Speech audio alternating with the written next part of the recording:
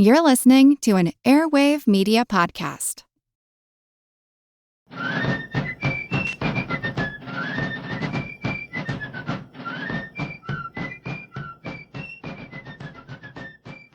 Hello, and thank you for joining the American Revolution. This week, episode 378, Kentucky Statehood. Now, last week we covered some of the key federal legislation from 1792. That year also saw the admission of the 15th state to the Union. Congress admitted Kentucky on June 1st, 1792. Kentucky's road to statehood was a long and bumpy one, requiring a total of 10 conventions in Kentucky and multiple cessions and agreements from Virginia. In the colonial era, Virginia claimed the territory as part of Virginia, but never really did anything with it. There were a few explorations of the area. Daniel Boone was one of the earliest in 1769. The first settlements in Kentucky did not begin until 1775. The mountainous terrain made it impossible to bring wagons into the area. The Shawnee, Cherokee, Chickasaw, and other tribes claimed this mountainous region. When settlers did arrive, they referred to the land in reference to the Kentucky River that ran through it. The origin of the word Kentucky is unclear. It comes from Native American languages, but historians disagree over even which language it originated. Some argue that it is from the Iroquois, others say it's Algonquin. They also disagree on its meaning. Some say it means land of meadows, others say land of tomorrow, and still others land of our fathers. So the short answer is no one knows for certain where the name comes from or what it means, but everyone called this territory Kentucky. In 1776, when Virginia first established Kentucky County, the white population was less than 200 people. By that time, land companies were already set up and trying to sell land to settlers based on the Cherokee cession of land in the 1775 Treaty of Sycamore Shoals. George Rogers Clark helped defend the territory during the war, but he was mostly focused on the small area along the Mississippi River. The inland territory was mostly on its own and still dominated by Indians. Almost from the beginning, though, everyone seemed to think that Kentucky would eventually separate from Virginia. When Virginia formally ceded its lands north of the Ohio River to make up the Northwest Territory, it had retained control of Kentucky County. During the war, with no governments paying much attention, the settler population in Kentucky exploded. After Clark's successes in 1778 reduced the threat of Indian attacks, Western settlers poured into the region. By 1780, Virginia broke up the region into 3 separate counties: Jefferson, Fayette, and Lincoln. When the Revolutionary War ended, Virginia made good on its land grants to veterans by providing land in Kentucky. By 1784, the population was estimated at around 30,000 settlers. By 1788, the population was estimated at 62,000. Almost immediately, the people of Kentucky found their interests diverging from those in Virginia. The settlers had managed to find and develop good farmland in Kentucky, but getting crops to market to the east over the Allegheny Mountains was not practical. The easiest way to move crops to market was down the Mississippi River. The Treaty of Paris in 1783 recognized the Mississippi as the boundary between U.S. and Spain. Of course, Spain was not a party to that treaty and was not bound by anything in it. The river flowed south into what is today Louisiana, where Spain controlled both sides of the river and considered it part of West Florida. In June 1784, Spain closed the river to U.S. commercial traffic. Spanish officials were concerned about the rapid growth of the settler population and were concerned that it was only a matter of time before settlers would start crossing the Mississippi River and begin threatening Spanish territory. By closing the river to commercial traffic, Spain hoped to discourage westward expansion of American settlers. Spain's refusal to allow traffic set off a dispute that would last for more than a decade. The action did have an impact. Kentuckians were unable to sell much of what they produced. They began allowing the use of tobacco in place of currency, since no one could sell much of anything. After the new Spanish minister, Don Diego de Gardaquí, arrived in the U.S., negotiations began, but the Spanish crown refused to allow Gardaghui even to negotiate the U.S. use of the Mississippi. That was off the table. For most Americans, the Mississippi was far off on the frontier and mattered little to them. To the people living on the frontier, who required access to markets, this was a critical life-or-death issue. In November of 1784, Benjamin Logan, a veteran who had settled in Kentucky and was representing the area in the Virginia legislature, called a meeting of militia leaders. Although the primary purpose of the meeting was to discuss defenses against a possible attack by Cherokee and Chickamauga warriors, the issue of Kentucky statehood also came up at the meeting. The next month, a larger convention met in Danville to identify key grievances, including surveying fees being diverted to Eastern interests and unfairly extracting money from the cash-strapped region. They also wanted better roads to get their crops to market and better support for frontier defense against Indian raids. Delegates agreed to hold 2 more conventions in 1785, one in May and another in August, in which they focused on the idea of separating Kentucky from Virginia and forming an independent state. There were essentially 4 different factions in Kentucky who looked at the relationship with Virginia differently. There were, of course, some who were just happy to be part of Virginia. It ensured that they would have support when they needed it against Indian attacks and other issues that might arise. As the population grew in Kentucky, so would its representation in the Virginia legislature, so eventually Virginia was going to have to accommodate Kentucky's needs and concerns. The second faction seemed fine with separation, but only if they received Virginia's consent and could separate on mutually agreed terms. Many of these people tended to be large landowners with titles from Virginia. They feared that a new state might not recognize their Virginia land claims. A third faction was okay with declaring independence, whether Virginia wanted it or not. They were their own people and they could decide their own destiny. Not all settlers in Kentucky even came from Virginia. Many came from Pennsylvania or North Carolina. This faction saw Kentucky as taking the same path as Vermont, asserting their own independence and eventually achieving its own statehood in the Union. Finally, there was the fourth faction that wanted true independence and had little interest even in remaining part of the Union. Virginia dominated the U.S. government. Congress seemed uninterested in fighting for the rights of Kentuckians to get their trade goods to market. If Kentucky became an independent nation, it might form an alliance with Britain, who could use military force to open the Mississippi River for them, or perhaps even an alliance with Spain that would give them the access they needed. The Virginia Assembly was not opposed to allowing Kentucky to secede. Virginia had already ceded its claims to the Northwest Territory. It realized that Kentucky was geographically isolated from the rest of Virginia and would have different interests. Separation would mean the Assembly would not have to deal with continuing calls for support against Indian incursions or a host of other complaints from the lack of infrastructure or state support. There were some leaders in Virginia who disagreed with letting Kentucky go. Leaders, including James Monroe, expressed concern about Virginia's loss of power and prestige as the state continued to shrink. There was also the fear that as Western states proliferated, they would eventually outnumber the Eastern states and be able to dictate national policy. As separate states, they might even break away from the Union entirely. Virginia wanted the separation to happen on reasonable terms. They wanted Kentucky to take a share of the state debt, to recognize the land titles that were already granted by Virginia, and to pay for the costs of expeditions against the Indians. Virginia also wanted a few more years of land grants so that it could keep its promises to veterans. It also demanded that Kentucky join the Union. In 1786, Virginia passed an enabling act granting permission for Kentucky's separation. This act was contingent on the Continental Congress admitting Kentucky to the Union by June 1, 1787. After Virginia passed this 1786 Enabling Act, Kentuckians held a fourth convention in September of 1786.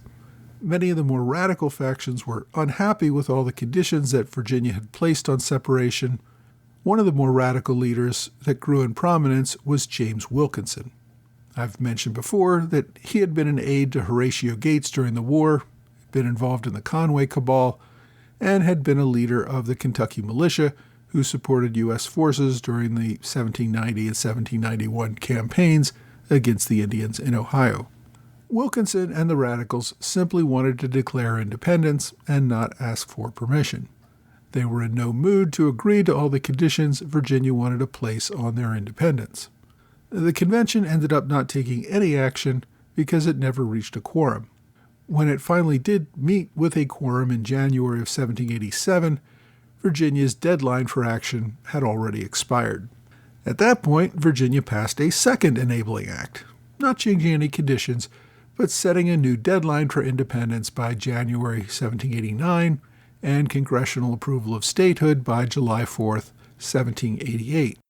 So a fifth convention met in Kentucky and accepted Virginia's terms on September 17, 1787. Wilkinson did not attend this convention. He had left for New Orleans in August with the hope of making a deal with the Spanish to support Kentucky's separation from both Virginia and the United States. The situation got even more tense when Kentuckians learned that John Jay had been negotiating a treaty with the new Spanish minister, Gardaquy. In those negotiations, Jay was willing to surrender on the issue of Mississippi River rights in order to gain more fishing rights in the Atlantic Ocean. This only reaffirmed the belief of many Kentuckians that Congress did not care about the interests of those living on the frontier. Kentuckians convinced the Virginia legislature to add a Kentuckian to the state delegation to the Confederation Congress in New York. Virginia complied, nominating John Brown, who had been Kentucky's representative in the Virginia State Senate for several years. While Kentucky's acceptance of Virginia's terms seemed to be an indication that the process would finally move forward, you may recall that on the same date that Kentucky accepted the terms, September 17th, there was also a convention going on in Philadelphia that had finalized a proposed new United States Constitution. When it came time for the Confederation Congress to act on Kentucky's application for statehood, delegates had trouble even reaching a quorum. When they finally got one, a congressional committee put together a resolution to approve the agreement and admit Kentucky to the Union at the end of the year. That happened on July 3, 1788, just one day before the deadline in Virginia's Enabling Act. The full Congress, however, refused to act on the committee's recommendation. By that time, 9 states had ratified the new Constitution. Delegates believed that it would be improper for them to take action at that time. They left the application to be handled by the new U.S. Congress once it took over. Kentuckians, of course, saw this as a huge setback. The new Congress would not be in place for several more years, and it probably wouldn't make Kentucky statehood a priority even when the representatives got down to business. The radical secessionist movement gained in popularity in the territory. Wilkinson had already approached Spanish officials about joining the Spanish Empire. Gardaquy suggested to Kentucky's representative in New York that Spain would grant access to the Mississippi River if Kentucky did not join the United States. Spain very much liked the idea of having a buffer country between the U.S. and Spain. Wilkinson did not make this plan public in Kentucky. He was well aware that efforts to join Spain were probably not popular with the majority of Kentuckians, and that he could be tried for sedition if this plan blew up before it could be finalized. Publicly, Wilkinson spoke about negotiating commercial agreements with Spain that would allow use of the Mississippi River, something that, of course, everyone in Kentucky wanted. Now, despite his circumspection, rumors did begin to circulate that Wilkinson had made a secret deal with Spain and had become a paid Spanish agent. These rumors, of course, were true, but not proven. Now, Kentucky had set a date for a 6th convention in July of 1788, with hopes of ratifying Congress's decision to admit Kentucky as a state. When the news arrived that Congress had not approved the admission, several radicals, including Wilkinson, called for unilateral secession and the defense of their position with force of arms. The moderates, however, prevented movement in this direction. Instead, the convention called for yet another convention, a 7th one, to take place in November, and that delegates be given broad power at that convention to take whatever steps were necessary to gain admission to the Union and to secure navigation of the Mississippi. These delegates would also draft a state constitution and begin organizing a government. The strategy continued to move the process forward, without taking a violent break from Virginia and the U.S.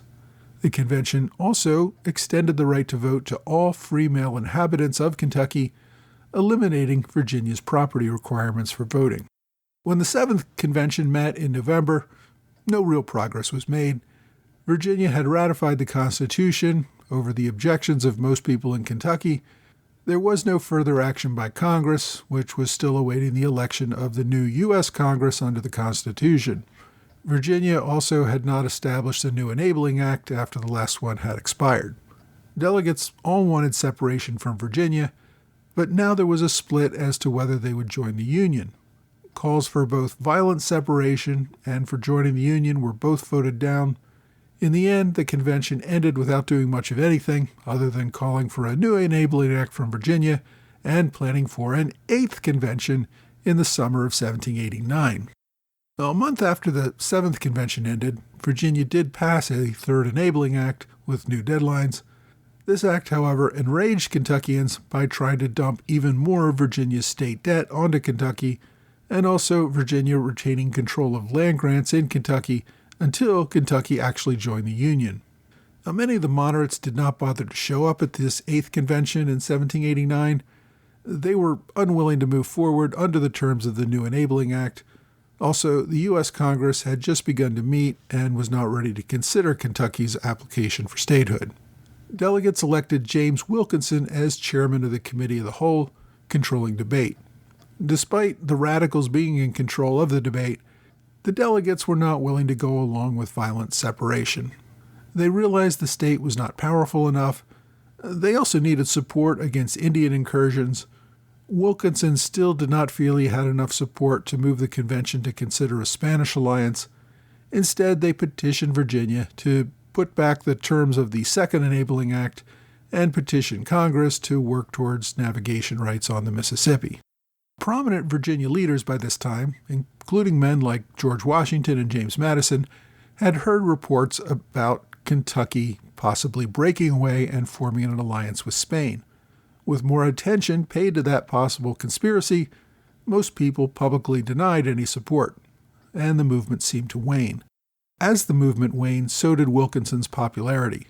Wilkinson faded from politics and began focusing on his private business and his work as a militia leader, and it was during this time that he led several militia campaigns into the Ohio Territory. Things began to improve by the end of the year. In December 1789, Virginia restored the terms regarding debt that Kentucky considered more reasonable in its 4th Enabling Act. When the 9th Convention met in Danville in July of 1790, the debt issue was much less contentious since the federal government had agreed to assume all war debt. Statehood finally seemed within reach, and the convention set June 1, 1792 as their planned date for statehood. In December of 1790, President Washington called on Congress to admit Kentucky in his second State of the Union address. Congress complied. On February 4, 1791, Congress approved an act admitting Kentucky to the Union. This was actually 2 weeks before Congress passed a similar act admitting Vermont into the Union. While Vermont moved quickly, gaining statehood only a few weeks later, Kentucky still had more of a process in front of it. At the time, Vermont had been operating as an independent state for years, with a governor and a constitution. Kentucky had neither of those. It was more than a year before the delegates met again in Kentucky in April of 1792 to draft a state constitution. Once they got there, delegates managed to complete the document in just 18 days. The new constitution granted the vote to all free white males over the age of 21, with no property requirements. Much of the rest was pretty similar: a House and Senate, along with a governor. They did make the governor particularly powerful, with extensive veto and appointment powers, and the Constitution also explicitly protected slavery. The convention approved the Constitution. They didn't see any need to send it for a statewide vote, although it did allow for a statewide vote in 1797 to decide whether the new Constitution should make any changes.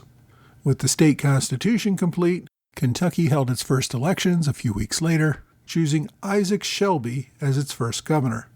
Shelby, of course, had been a military leader during the Revolutionary War and had been one of the moderates who had opposed Wilkinson's more radical proposals at most of the conventions.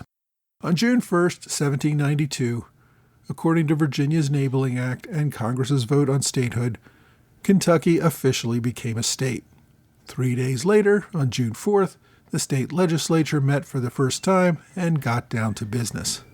It had taken more than a decade, 10 state conventions, and 4 enabling acts to complete the process of statehood, but the work was finally complete.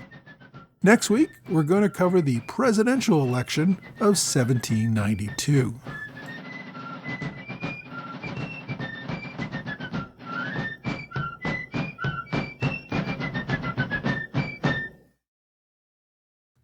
Hey, thanks for joining the American Revolution Podcast After Show, part of the Airwave Media Network. Thanks to my Patreon supporters in the Alexander Hamilton Club, George Davis, Michael Mulhern, Mitchell Anderson, and Gordon Kemp. Thanks to Robert Morris Circle supporters Richard McCabe and 10 Crucial Days. Later this year will be the 250th anniversary of the 10 Crucial Days that changed the course of the Revolution. Go to 10crucialdays.org to see some of the events that they're planning, including a musical about George Washington's crossing. I also want to thank Paul Jeffrey for a one-time gift via PayPal. I very much appreciate the support. This week we covered the admission of Kentucky into the Union. I mentioned last week that this caused another star and another stripe to be added to the flag. Now, this is true eventually, but it did not happen right away. The U.S. had been using the flag with 13 stars and stripes since the Revolutionary War, and they did not change that after Vermont and Kentucky joined the Union. It wasn't until 1795, 3 years after Kentucky was admitted, that Congress got around to designing a new flag with 15 stars and 15 stripes. This was the flag that represented the United States for the next 2 decades, including through the War of 1812. When Tennessee joined the Union in 1796, the flag did not change. It also remained the same, with 15 stars and 15 stripes, when Ohio, Louisiana, Indiana, and Mississippi all joined the Union. When Illinois was about to be admitted in 1818, Congress finally decided to act again. It was at that point that they changed the number of stars to reflect the 20 states that were in the Union, and they changed the number of stripes back to 13 to recognize only the original states. Congress also directed that an additional star would be added automatically with the admission of any future states on the next 4th of July following that state's admission. So Kentucky was the last state to be honored with a stripe on the flag, and that honor was removed a few decades later. Kentucky was also the first state beyond the original 13 to be admitted that permitted slavery. The fight over slavery had not yet reached the high profile that it would in future decades, but there was already a growing North-South debate over issues which included not only slavery but tariffs and trade issues, as we covered last week. Members of Congress would grow increasingly concerned about regional balance. Over time, the issue of admitting slave states versus free states took on a much greater political importance. Kentucky also opened up a whole new division as Western states began to have very different interests from the Eastern states. Since Kentucky was the first of the Western states, it went into the Union heavily outnumbered on such issues, but of course more Western states would join over time, giving these interests much more political power. Kentucky's population also grew very quickly following statehood. Predictions that its population would surpass Virginia's eventually did prove true. In 1790, Virginia's population was nearly 10 times that of Kentucky. By 1820, Virginia's population was only about 50% larger than Kentucky's. Kentucky continued to see double-digit growth each decade of the 19th century, finally surpassing Virginia's population after the Civil War. But you also have to consider that Virginia's population shrank when West Virginia was broken away from the state after the Civil War. Virginia's population began to grow faster than Kentucky's in the early 20th century, and Virginia once again surpassed Kentucky after World War II. My book recommendation this week is called Kentucky's Road to Statehood by Lowell Harrison. This book covers the lengthy and contentious process that finally led to Kentucky's statehood in 1792. The book itself was pretty short, just under 150 pages, not counting the notes and index and appendices, but it does a good job of covering this week's subject. The author was a history professor at Western Kentucky University. He wrote this book and had it published in 1992, a few years after he retired from teaching. He has since passed away. If you want to read more, get a copy of Kentucky's Road to Statehood by Lowell Harrison. My online recommendation is an online paper called Forging a Bluegrass Commonwealth, the Kentucky Statehood Movement and the Politics of the Trans-Appalachian West, 1783 to 1792. This is a master's thesis that was written by Christopher Leadingham at Marshall University in 2017. It's about 70 pages, and it covers the events for this week's episode pretty well. As always, I've included a direct link to this PDF of the document on my blog and in the show notes. My question this week comes from William Berry, who asks about Bunker Hill. If the British controlled the water, why not put a large force supported by ship artillery where the neck connects to the mainland and siege for a few weeks? It's an interesting question, but let's first take a step back and give a little more background to everyone. In the early months of the siege of Boston, both sides had tacitly agreed that the heights on the north of Boston, Bunker Hill, and the heights on the south of Boston, Dorchester Heights, would remain a no man's land. General Gage did not want to spread out his soldiers beyond Boston, but he also could not afford to let the enemy occupy those heights either. When Generals Howe, Clinton, and Burgoyne arrived, along with reinforcements, they strongly lobbied General Gage to take and occupy both of those heights. When the Patriots learned about the planned British occupation, they acted first and seized Bunker Hill. Bunker Hill is on the Charlestown Peninsula. At the time, the only way to get there by land was to cross the Charlestown Neck, which was a relatively narrow strip of land that connected the peninsula to the mainland. After the Americans occupied Bunker and Breed's Hill overnight, the British had to come up with a way to push them back out. You suggest that the British should have landed at Charlestown Neck and cut off the enemy forces on the Charlestown Peninsula from the remainder of the Patriot Army. This is exactly what General Clinton had suggested. Such a landing would have trapped the enemy between the British Army and the British naval guns firing at them from the harbor.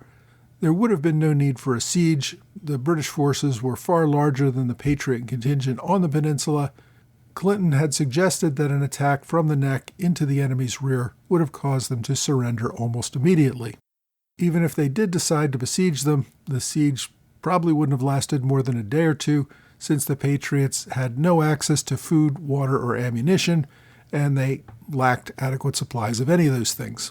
This leads to your question, why did the British not opt to do that, and instead engage in a frontal assault right up Breed's Hill? This attack, in retrospect, led to the bloodiest day for the British regulars for the entire war. Unfortunately, we don't have a certain answer to that question. General Howe was the senior officer in charge of the attack. Part of the reason is that he might not have wanted to give General Clinton credit for suggesting a winning strategy. Howe also believed that he was facing militia who would turn and run as soon as any regulars advanced. He probably thought the frontal assault would show more bravado and prove to everyone that the enemy would not stand and fight, even from an entrenched line. If that was the view, it of course proved disastrously wrong. Howe, of course, also hoped to flank the enemy from the other side, but those soldiers have been unable to reach the hill due to a valiant defense by Colonel John Stark and the New Hampshire line. Now, it might also have been that Howe did not want to cut off the American line of retreat. He was, after all, pretty sympathetic to the cause of the colonists, and he wanted to avoid slaughtering the enemy. He thought that such a bloodbath would ruin any chances of normalizing relations with the colonies and getting back to a permanent peaceful settlement between Britain and the North American colonies. Cutting off the enemy's retreat might cause them to fight it out, leading to the slaughter that Howe was hoping to avoid. A frontal assault allowed the enemy to retreat without suffering massive casualties. Howe followed this similar strategy a year later when he invaded New York and New Jersey.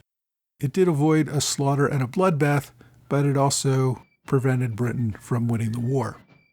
If you have a question you'd like me to answer, please reach out to me either via email or on X, Facebook, Quora, or Reddit. Well, that's all for this week. I hope you will join me again next week for another American Revolution podcast.